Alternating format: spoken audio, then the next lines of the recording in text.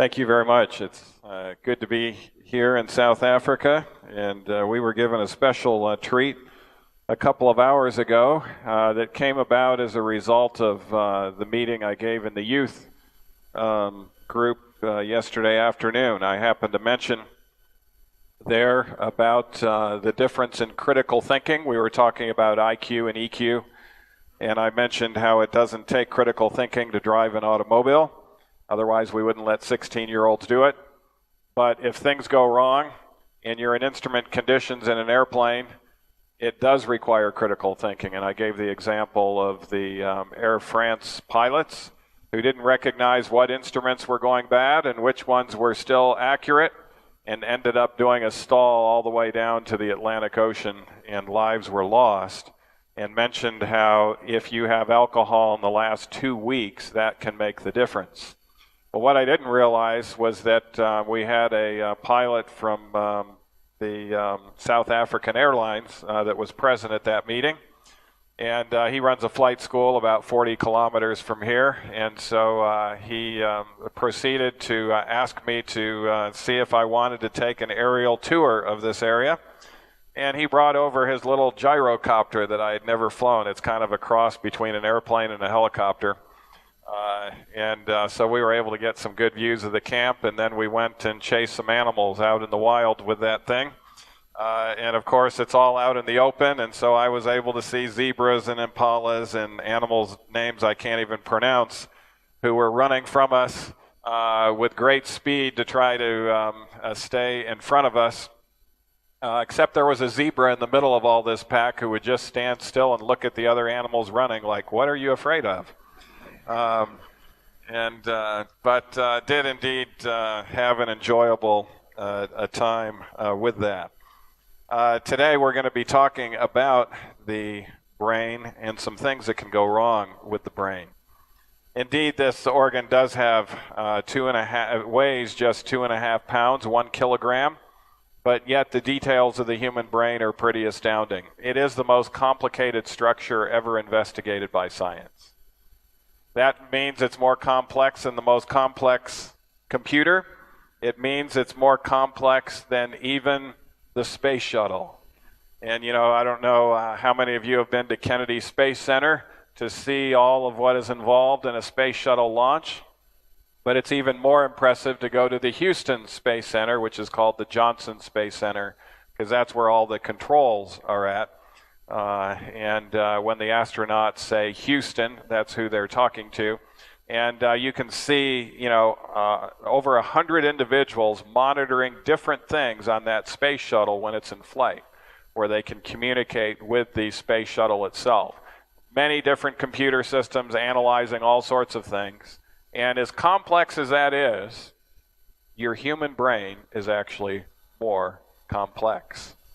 100 billion nerve cells. You would not even be able to count all of your nerve cells if that's all you did from the time you're born until the time you die.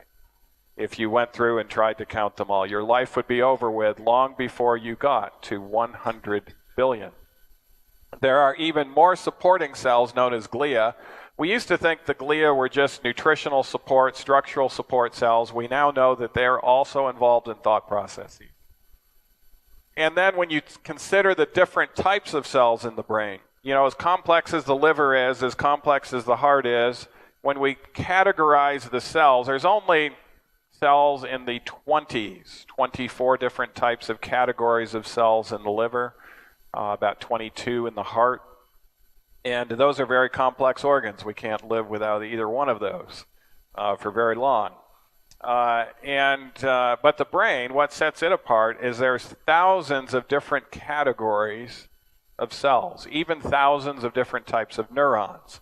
So that makes the brain even more complex. If we were to take a look at the schematic of a neuron, which you can see overhead, the dendrite is where there's receptor areas to send an electrical signal down that axon.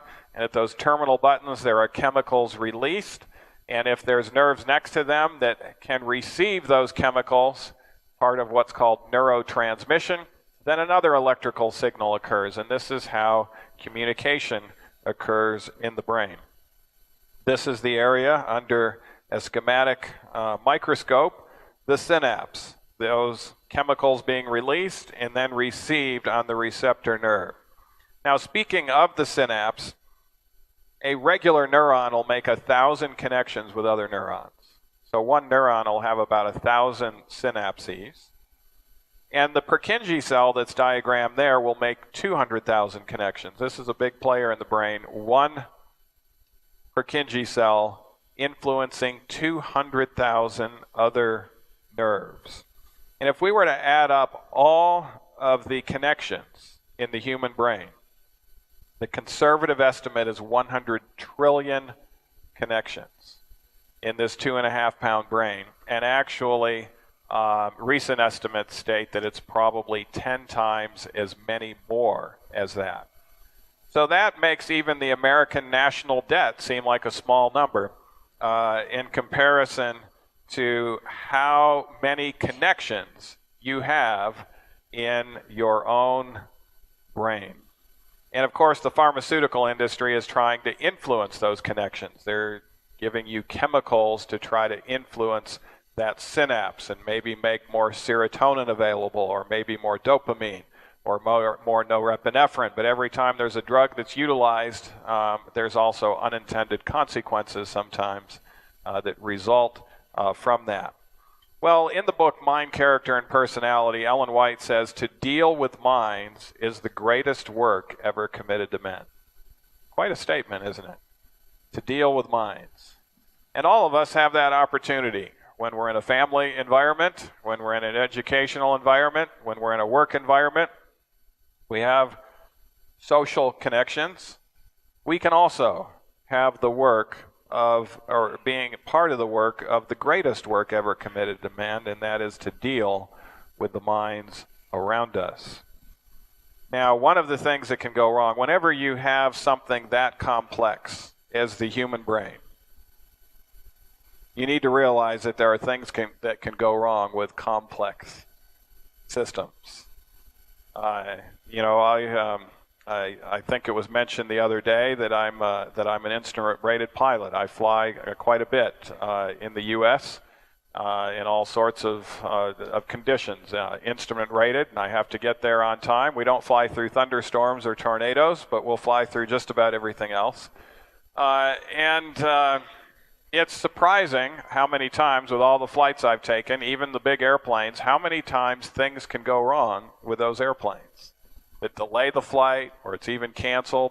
And hopefully it's not in a foreign country. I know I was in Rio de Janeiro, Brazil, where the flight, there was mechanical problems, and there weren't the right mechanics in Rio to be able to fix the problem. So we had to spend another couple of days in Rio de Janeiro until you could have someone actually fix the mechanical problem. And so there's always things that go wrong with complex systems. How many of you have had a computer and have used that computer a lot and never had anything go wrong with that computer? Okay, I don't see any hands go up. That means that we even have honest Macintosh users here today, because often Macintosh users will try to state that nothing ever goes wrong with their computer. But I have a Mac, and I realize that things can even go wrong with a Mac computer. But if there's things that can go wrong with the computer, there's obviously things that can go wrong with the human brain. And one of the things that goes wrong with it in increasing frequency is major depression, as well as anxiety. In fact, there are more things going wrong with the human brain in this generation than there have been in previous generations. The number of people developing depression worldwide has steadily increased since 1915. And this is using the same definition of depression. So every successive generation, we've had more of it. Major episodes of depression now occur frequently by age 25. When I was growing up in the 1960s and someone began to suffer from this, I wasn't part of a medical family, but I would ask my family, what's going wrong with Mrs. McPherson? And they would tell me she's suffering from a midlife crisis. That was the term that was used for major depression back when I was growing up.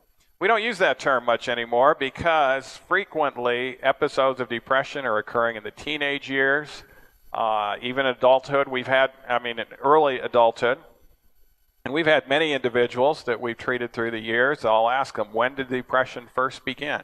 And they'll be able to tell me exactly how they felt and how they remembered feeling at age 7 or 8. So it can occur at even an earlier age now than before. Overall, the risk of depression has increased over time, however, in all age groups. So it's even more common in the elderly than it used to be. And there are, of course, reasons for this.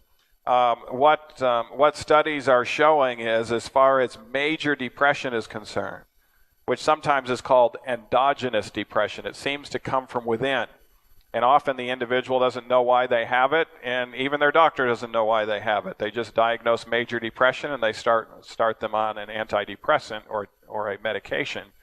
But it's a little different than situational depression. Situational depression is due to you losing a job or your spouse leaving you or some bad things happening in your life.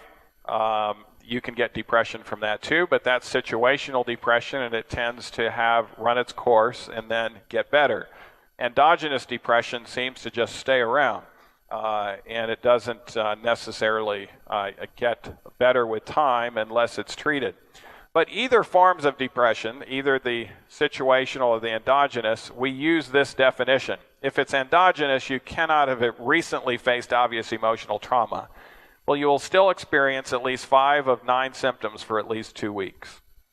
The first symptom of major depression is deep sadness. Now, there is a psychiatric international Bible. It's called the DSM-5, the Diagnostic Statistical Manual, Volume 5. They just came out with Volume 5 a few months ago. And the Diagnostic Statistical Manual says, yes, deep sadness qualifies, but also emptiness. Some people will not have the sadness, but they'll just have a feeling of emptiness. And that will also qualify as symptom number 1. Now, this tends to often be gender related. Which gender do you think tends to have more of the sadness? It is women. And what symptom do they tend to get when they have this deep sadness that often tips them off? Anyone? The symptom that they have often that tips them off are crying spells. And how they'll explain it to me is they'll say, something happened yesterday. It wasn't that bad, but I didn't expect it to happen. And I didn't want it to happen. I would have preferred it not to happen. But when it happened, all of a sudden I noticed that I was crying. And I was thinking, what's wrong with me? Nobody has died in the family. It's not like things are going terribly wrong. Why am I crying? And then the next day, they'll notice themselves crying over something that they're disappointed in. And that's when they end up coming to the physician and saying, telling the story. And the physician will then ask a few other questions, find out it's depression, and then they go out the door with an antidepressant medicine. Men, however, tend to get the emptiness more so than the sadness, and men will assume that this empty feeling is just a normal part of their existence at that point of their life. It's not normal to feel empty or sad, particularly the majority of the time. And by the way, you don't have to have those symptoms all the time in order to have depression. You just have to have them the majority of the time in the last 2 weeks. And if you have that, that's distinctly abnormal. The second symptom is apathy. Now, apathy is when you wake up in the morning and you're not excited about the day. You wake up in the morning and you get up out of a sense of duty and responsibility, but you don't really have significant interest in the day's activities. Now, once again, that might be normal once in a great while to have that happen, but when that happens the majority of the time, that is distinctly abnormal. And one of the things that happens with individuals with major depression is that they will notice the things that used to be pleasurable for them no longer are pleasurable. And of course, that's where that, I don't know if this song made it to South Africa, but one of the big popular songs was, I Get No Satisfaction. And of course, that's describing the the symptoms of depression, particularly the apathy symptoms. The third symptom is the one that's actually least recognized by people who have it. I'll often ask them in this third symptom, by the way, either you're more irritable than you used to be, so agitation is part of it, or also the psychiatric Bible says if you don't have agitation, but you have slowed down in your muscle movements, you also qualify for symptom number 3. And neither one often is recognized by the individual. And so hopefully there's someone with them at the time I ask them this question. I just will tell you, before I came here, I was in the office with a gentleman. And fortunately, his wife was there, and I said, so, sir, are you more irritable now than you used to be? He said, no, I'm not. And his wife is over there in the corner saying, oh, yes. And I said, you know, your wife is disagreeing with you on that question. And he turns around and says, what do you mean? And she came up with 3 examples just in the last week where he lost his cool, where he didn't used to lose his cool and be that irritable. And so he turns around to me and says, well, she's right. I guess I am more irritable than I used to be. Often when people slow down, they don't notice they've slowed down until they see themselves on a video camera at a family reunion event as they're, replaying this, and they're watching themselves walk over to pick up a ball or something, and they're saying, is that me? I mean, I didn't realize I was moving that slow. I look like I'm depressed or something. The fourth symptom are sleep disturbances. Now, what do you think is the most common sleep disturbance for those with major depression? Anyone? Insomnia. Insomnia is pretty common. This is when it's time to go to sleep, and you lay down, and you can't go to sleep. But that's actually not the most common sleep disturbance. What might be the most common? Sleeping too much or sleeping during the day. We call that hypersomnia. That's pretty common as well. Some depressed people want to sleep virtually all the time. We have people that come to our program every time that are sleeping sometimes 18, 20 hours a day.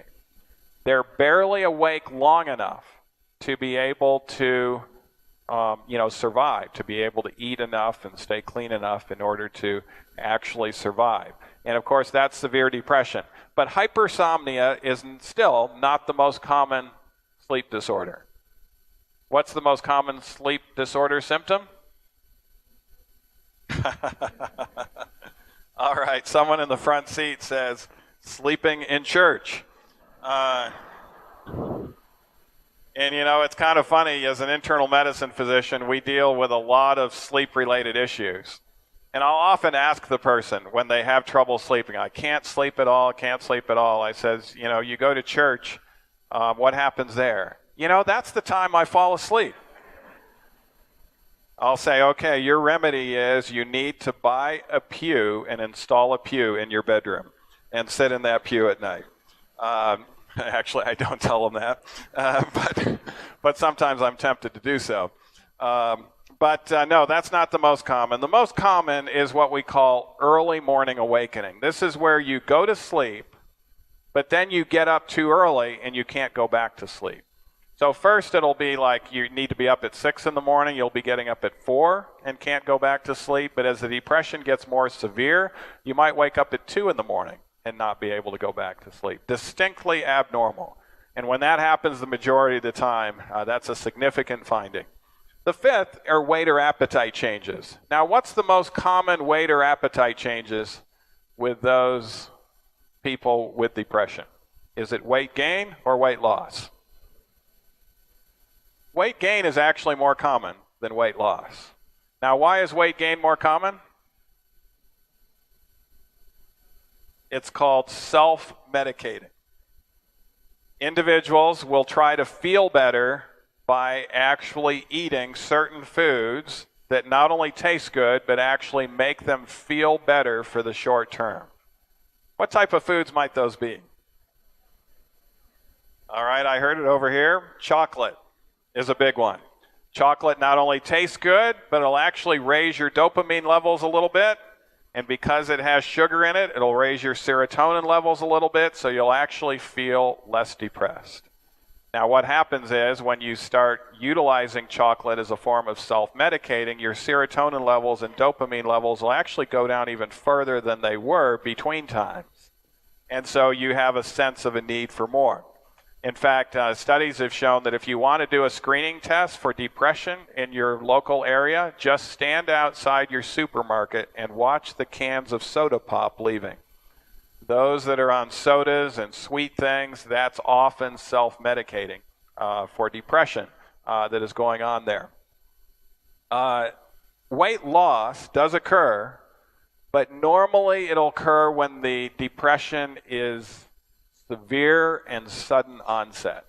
So sudden onset and severity will often produce anorexia and weight loss. And interestingly, in our program, we run programs for people with severe depression and anxiety. About half of the patients that come to our program, a little more than half, have what's called treatment-resistant depression. In other words, they've been through medicine.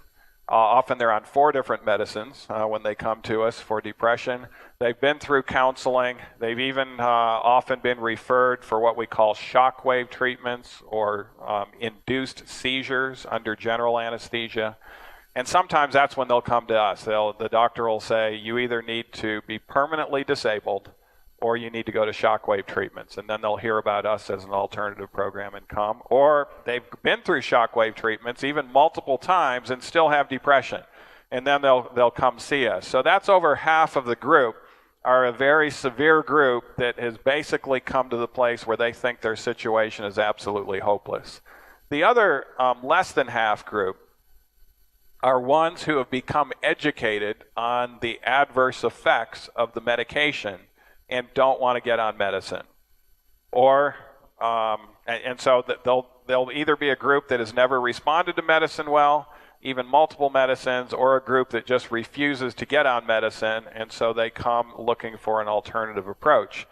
But in regards to weight loss, I'll just tell you, when we have a whole group, because we bring them together, we run a group program, although it's very individualized, as you'll find out as well.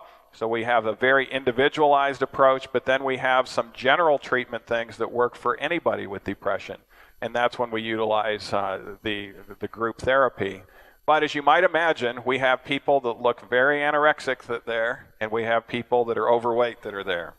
But the majority of our depressed patients are not necessarily normal weight. We will have some normal weight individuals. We like those.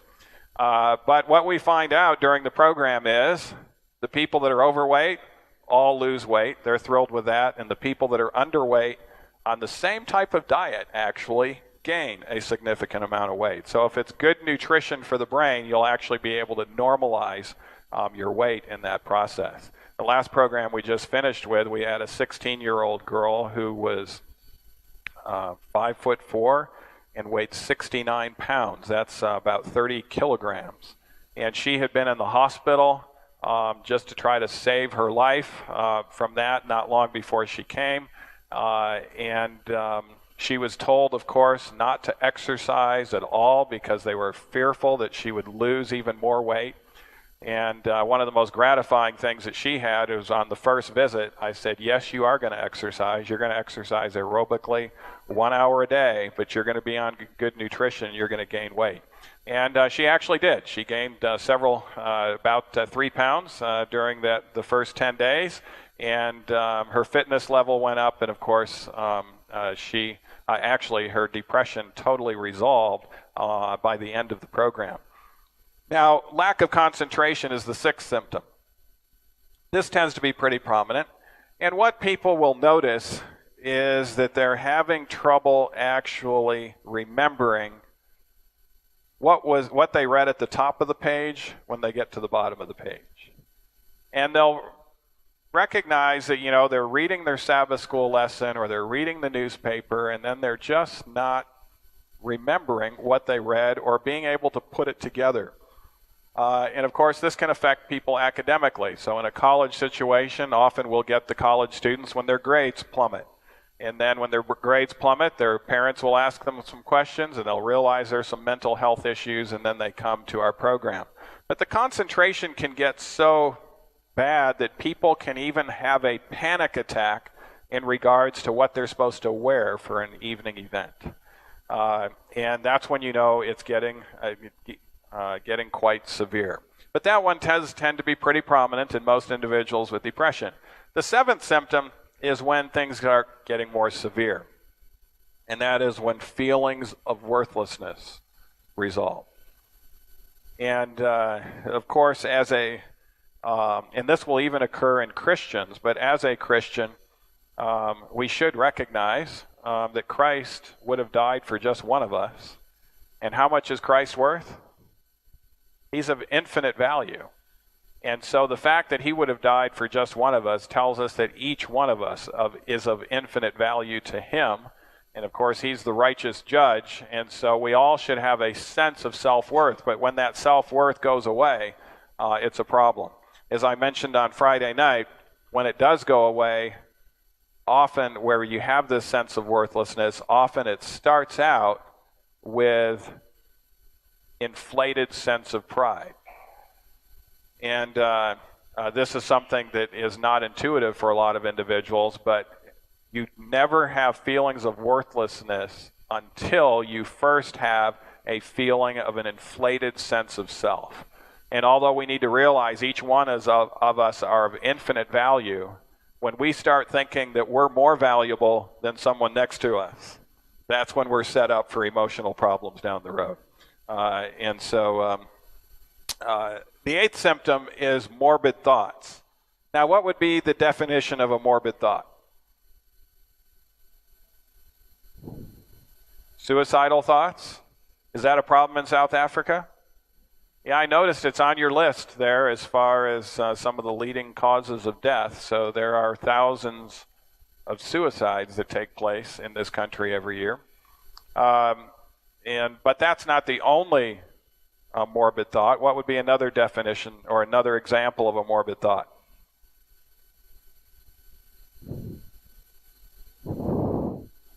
Okay, someone mentions self-harming. Self-harming, actually, I must mention this. I told you we always have patients with hypersomnia. We almost always have patients with self-harming. We actually had a program a couple of months ago. It was the first program we ever had where none of the 20 participants were cutters or self-mutilators. But self-mutilation is a little different as far as we wouldn't necessarily classify that as a morbid thought. It seems like it is on the surface. And many people think those that cut are doing it maybe for attention, or they're doing it as a form of maybe trying to end their life or something like that. That isn't true. Cutters are not doing it for either one of those reasons. Cutters actually mutilate themselves as a sense of release. When they mutilate themselves and they see the blood flowing, it's almost like taking a Xanax pill. They have a sense of relief. Endorphins are being released in the process, and they're using it as actually a crutch to help their anxiety at that time. And of course, that sets yourself up for an addiction. Things like that you utilize, even Xanax, of course, can be addictive, and then the cutting becomes addictive. When they recognize, hey, that made me feel better, then guess what? The next time they're that anxious, they're going to try to do it again. And so often they come to us with multiple scars, razor blades, and things of that nature. I'll just tell you a story. We had an individual who had been cutting for 15 years, and she came to us. She had scars everywhere.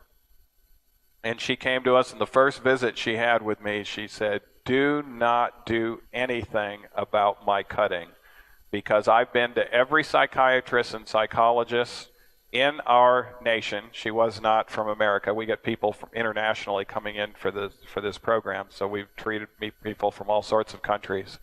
And she says, "I've seen all the experts, and they've tried to work with me on this. I am never going to give that up." And of course, we didn't work with her on that at first. We were working with the improvement in mental health. But once she